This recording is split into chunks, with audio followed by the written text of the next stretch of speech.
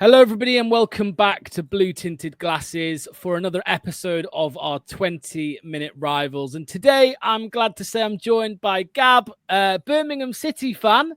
So this will be interesting because I'm intrigued about Birmingham this season. Before we get into it, Gab, how are you, mate? How is everything? Yeah, really well, thanks. Looking forward to being in the same league again. I went to watch when I was a kid. I went to Leicester and we won 2-0 at your place, and you went down to 9 men. I think Matty Elliott and was it Ian Walker, the goalkeeper you had at the time? They got sent off. Yeah. So we won 2-0. I think you had Mickey Adams and you went down that season. So, but we've also had our tough games against you over the years as well. So, looking forward to being in the same league again. Absolutely. Well, I want to start with Birmingham, mate, because I'm gonna admit something to you. I'm not understanding all of I know the hype. I get why there's hype around Birmingham right now, but there's a lot of talk of top two even for Birmingham. I think yourself. I think you might have put them in second. Tell me why, mate. Because I see the ambition. I see all the feel good factor around the club at the moment. Some of the players you've brought in as well, of course. But why is it that a lot of people are putting Birmingham right up there with the top two? Yeah, I think if I was doing this without seeing what Ipswich had done, I might have said playoffs, or I might have said just below even. But I think Ipswich's achievements in back-to-back promotion definitely give you that bit of confidence that it can be done. So there's a number of reasons. Firstly, the ownership regime. So we've had 12 average years in the 13 average years in the Championship. But that was largely under an ownership regime that was very absent and didn't give us any transparency or any real foundations. We've certainly got that in Tom Wagner now, and he's just breathed real ambition into the football club, which has been so refreshing. And then we've got a manager in Chris Davis who seems to have changed the mentality of the club, and he's got a real aura about him. So as well as introducing some really innovative ideas to the team, he's also got that charisma where, when he speaks, you listen. So that's the thing that excites me. I'm also really excited by, off the back of getting 111 points in League One last season, smashing the Football League points record. We're also we're basically signing players who are not just kind of improve certain areas of the best 11, but also push our star players of last season. So I was going into the summer expecting Christoph Clara, Ethan Laird, Pike Sung Ho, Tomoki Iwata and Jay Stansfield to be the five, and we sort of build around that. But actually, the players that we've signed are going to push those players on, so they've got to raise their standards again, and that thing really excites me. It's a combination of the ownership and the ambition, the manager that's changed the mentality of the club, the achievements that we did last season, and the sort of the dynamic of the team that's in place, and the recruitment as well. So a number of factors that make me really excited, as well as maybe some of the question marks around the parachute clubs. Leicester, are they going to get a point deduction? Southampton got only 12 points last season. Sheffield United, new manager. There's enough question marks to make me think that maybe we can nip in there. So I think this is one of the most exciting seasons that we've had in our recent history. That's for sure. You mentioned the managers there as well from other clubs, because you've got the continuity, right? The likes of Southampton who have dropped down, and they've had a change of manager. Leicester City have had a change of manager. I think those two clubs in particular, there's going to have to be a period of settling in, right? With for the squad under the new manager. Although 2 years ago it didn't really happen like that for Leicester. They were firing straight from the off. But yeah, there is a little bit of a, I don't know. I'm slightly intrigued on Southampton, for example. Will Still, who's a very highly rated manager, whether that works out as well. But yeah, there could be a spot for second place, of course. Who knows who's going to get that? Potentially Birmingham. Talk to me about a couple of the players then, mate, that you've signed. I know that Damari Gray's come in the door, which is crazy to see as a Leicester fan. Obviously, he went over to Saudi Arabia. I'm guessing he just didn't get on very well over there. Didn't probably culture, maybe. I'm not sure. But yeah, talk to me about Damari Gray and a couple others as well that you're excited to see this season.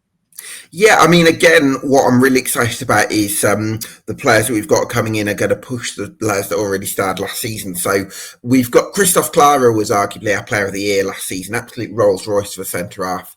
Lovely passing range, very aggressive centre half as well, dominant in the air. But we've also brought in Ivan Cashin. I don't know who's a left-footed defender, but I don't know if Cashin's going to play alongside Clara because we've also got a lad called Phil Newman from Germany who's a really athletic type. So there's the opportunity for us to play Newman and Cashin. We could play Newman and Clara. There's 3 different combinations that I think is a really exciting thing in terms of competition. We brought in Brighter Samuel to compete with Ethan Laird for that really attacking right back role that we've got.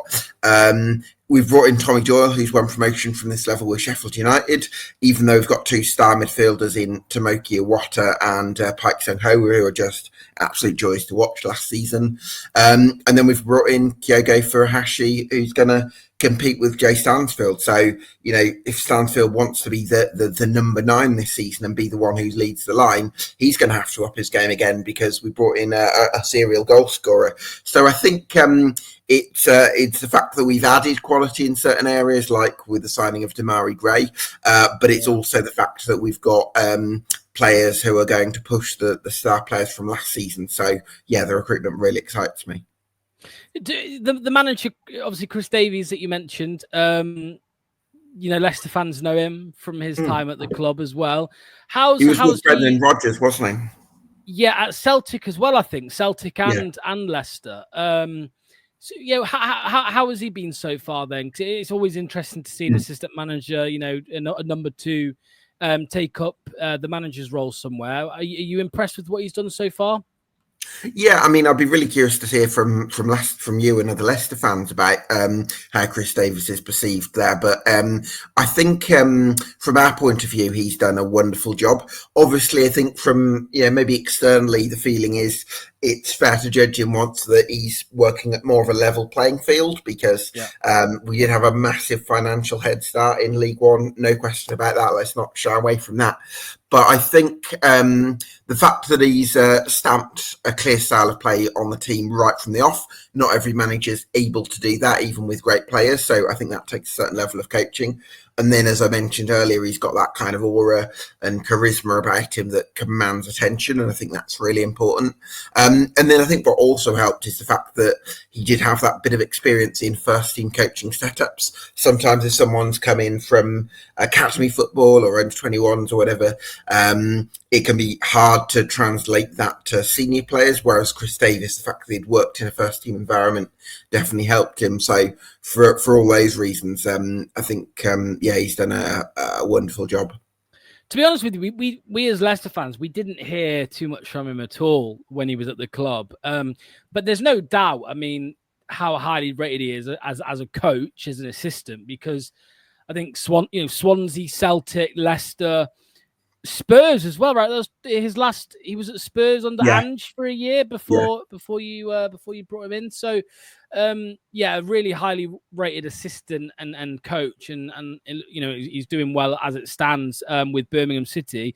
How do you? Because I know you're kind of an EFL expert as well. You're not, it's not just Birmingham. Like me, for example, mate. When Leicester aren't in the Championship, I don't pay attention to it. Whereas now I have to. But how do you think your team will find the step up? Because the quality difference isn't as big as the Championship to the Premier League, is it? The League One to Championship is a lot closer. So how do you think that step up will be? Yeah, I think that's true. I think it varies, right? I think sometimes you get teams that absolutely dominate League One and can go again. We've seen Sheffield United win the League One title under Chris Wilder and then won promotion again within 2 seasons. So I think it is possible to go again. At the same time, I think, if you don't have the kind of budget that we've got, which is definitely a top 6 Championship budget, you're probably more likely to need that season of consolidation. So I I think it's horses for courses, really. But from our point of view, with the way that we dominated League One last season and the financial resources that we've got, I think there is an expectation. I think it's mainly from the ownership, because I think I don't think the fan base of their own accord being like, we've got to be up there this season. But I think it's mainly because we've got an American owner who's just super ambitious about the club. And I think when the owners aren't playing down expectation, the fan base are almost sort of freed up to say, you know what, we'll go with it. And that kind of raised the expectation of the fan base. So that seems to be how it's worked for us. I just saw something this morning, mate. Let me find it. Tom Brady. Birmingham City minority owner Tom Brady calls some of the club's players lazy and entitled when they suffered relegation in the 23-24 season in a new documentary series released this week. So what's it been like, mate? Because, I think in the media and on social media and stuff, we all hear about Wrexham, right? The Hollywood Wrexham story with Deadpool, but obviously you guys have got Tom Brady there. He is, an elite sportsman, not just mentality as well, right? That must be encouraging as well. You've got people at the club who know what it's like to win, who only want to win.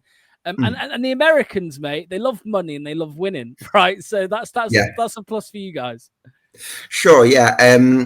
I mean, definitely it was quite funny because I hadn't properly heard of Tom Brady before he got involved in Birmingham City. I'd seen him on an episode of Family Guy. I don't know if you watched that. There was one. So that was the only way I'd really heard of him. But yeah, I think that's definitely raised the profile of the club. I think from a fan base point of view, you don't really mind an awful lot.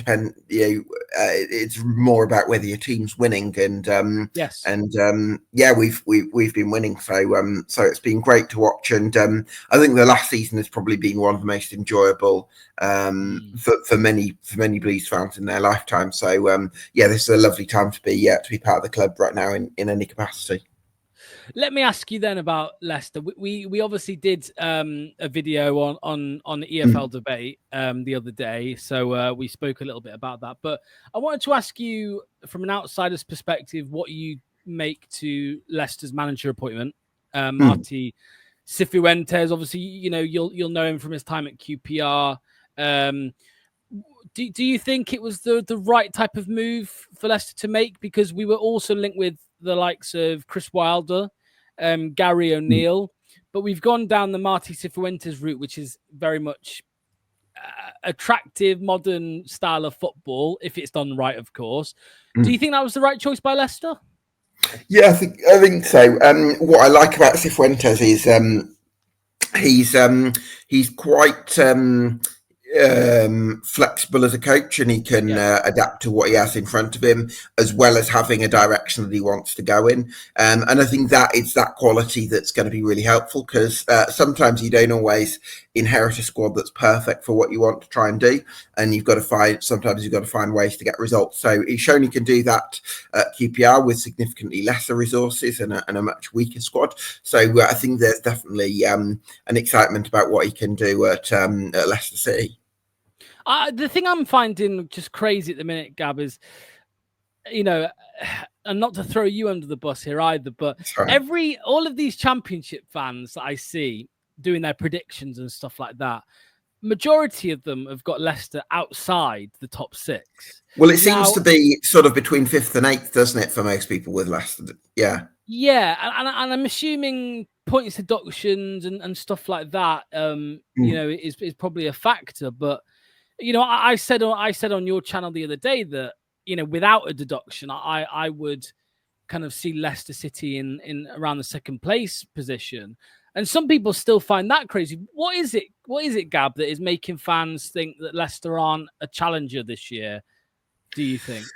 Sure. Well, I think one factor is was it 15 defeats in 16 at one point last season in the Premier League? So that obviously comes into the consideration, doesn't it? So it is a big rebuild. Now, obviously, you do take into account that the drop from the Premier League is to the Championship is massive, just like the step up is. So obviously you will be one of the better teams in the Championship, but I think there's a wariness of the scale of the rebuild and maybe how the transfer ban doesn't really allow you to completely freshen up the squad with players who aren't going to be burdened from last season in the Premier League where you were losing every week. And so from a psychological point of view, it's kind of the same group of players.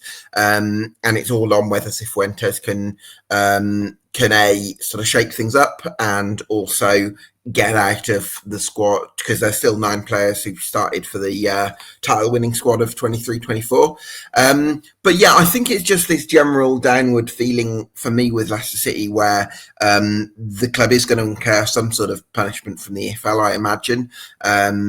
Because that they seem to avoid it a little bit last time, and there's a feeling that some of the issues, the overspending, is going to catch up with the club to some extent, rightly or wrongly. And there's also a feeling that the recruitment over the last 3 years has been pretty poor as well, and that there's a bit of a malaise around the club because of the lack of leadership and some of the questions that we spoke about on the podcast with regards to Top and with regards to John Rudkin, and the general. It just feels like this season is going to be a bit tough than last time around. Now, would I be shocked to see Leicester City finish in the top 2 with the quality of the squad that you have still got? Because sometimes bad investments in the Premier League can still be top end players in the Championship, and we've seen players like Vinicius Souza, who was outstanding for Sheffield United last summer, and their fans wanted him out the summer before that. So, things can change and players can look a lot better in the Championship. But for me, there's just it feels like there's been a negative momentum around the club right now, which is, I can only speak for myself, and that was why I had Leicester City outside the top 6. Yeah, I wasn't just focusing on your prediction, mate. There's so many different people that have said similar. But yeah, you're right though. With the drop off in quality, I mean, Leicester fans were like so shocked 2 years ago to see how good Yannick Vestergaard was in the division, to see how good Wout Faes was in the division. Now, we don't want those players here this summer again, right? But if they do stay and they play, there's a feeling that they're going to be 2 of the better defenders in the division. And I think Coley as well, who's a feeling. Yeah. Exactly. I think he's probably the best centre back at the club at the moment. But Ben Nelson, who was at Oxford last season, who had a good spell there. He's a lot of media attention at Leicester on him at the moment. So I think he's likely to play a lot of games. Our squad is the same. Take away Kiernan Dewsbury Hall, Mark Albrighton, Jamie Vardy. The squad is very similar to what it was when we were promoted. And Albrighton and Vardy didn't really play in the 23-24 season, did they? I mean, Vardy came off the bench a lot, didn't he? But I wouldn't say he was starting every week. He scored a lot of goals in the end. I think he scored 18 goals in the end in the Championship. Yeah, because I think Daka started a lot of games, and eventually Maresca had to drop him because he was just awful. And Ian Vardy played a lot. Didn't he? Yeah, it was like the 3-strike-4 really, with Tom Cannon as well rotating. So we're definitely not as stacked. Yeah, well, we're definitely not as stacked up there this year. But I think there's still a lot of excitement around some of the young talents as well. Which, I mean, I keep sending you DMs of Jeremy Monk. Yeah, but yeah.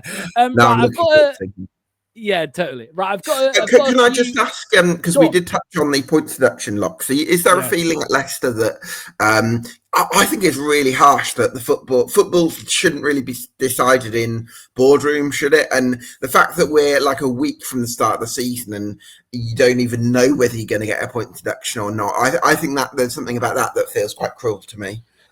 Yes, I mean, in fairness to the EFL, the reason we probably don't know yet is because Leicester are probably fighting it, right? They're appealing it, so it just gets pushed and pushed. Whereas if we just accepted it last year, maybe we would have just got it in the Premier League and then we wouldn't have it coming into the season. But look, we broke the rules. We breached PSR. You have to be punished for that. I think there is, we as Leicester fans think and probably the same with Forest and Everton fans as well, these rules aren't fair. They protect the bigger clubs more than they protect the smaller clubs. I think the reason Leicester breached was because, and that we've been in a kind of downward spiral with PSR is because we were trying to push for top 4 and we failed and we got relegated, right? So then, Sure. it's hard to come back from that financially. You're making a lot of losses. And so that's where we're at now. We're still trying to recover from that. We've signed Asmir Begovic on a free. So that's our first signing this summer. Massive game changer signing. Well, as I said to you at the start off camera, we are now linked or rumoured to be in for Josh Brownhill, which I think is a game-changing signing. Yeah, definitely. So we'll have to see how things progress. Like you said, 8 days until the championship season. It's embarrassing, really, that Leicester don't know what points they're going to start on, or whether it's going to come later down the line. We've got one free agent through the door. But I think we've got enough to dispatch of Sheffield Wednesday, I think, on the opening day. So, we'll see. Right, I've got a few quick fire questions just to finish with, mate. So, the first one for you is, who is winning the championship title this season? Ipswich Town, definitely. Okay. The next one was, who's getting automatic promotion? You're going with Birmingham City, yeah? Birmingham City, yeah. Okay. Bottom 3. I've gone with Sheffield Wednesday, Hull City, and Preston North End. Okay. Who is your dark horse for the playoffs? My dark horse for the playoffs, I think, I do think there's going to be a lot of the teams that you're expecting to be up there are going to be up there. But if I just have a quick look, sorry, my phone's going off. It's all right. Too. It's all good. I think in terms of teams, I like Coventry. I think Millwall, that was it. Yeah, I think Millwall are going to get into the playoffs because I really like Alex Neil and I think they've got an exciting young squad. Okay, 2 more questions. Top scorer for you this season in the championship? Top scorer in the championship, I think, is going to be who am I going to go with? Mihailo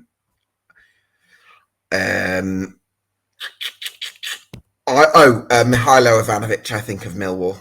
It's going to be top goal scorer. Interesting. Okay, and final one. If you could steal one player from Leicester for Birmingham, who would it be? You're going to regret sending me those Yari Monga videos now, aren't you? He's not that great, Gab. You don't want him.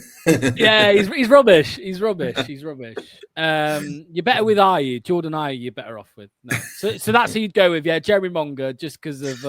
Yeah, I mean, I think I also Coley is definitely one who I've got my eye on for this season as well.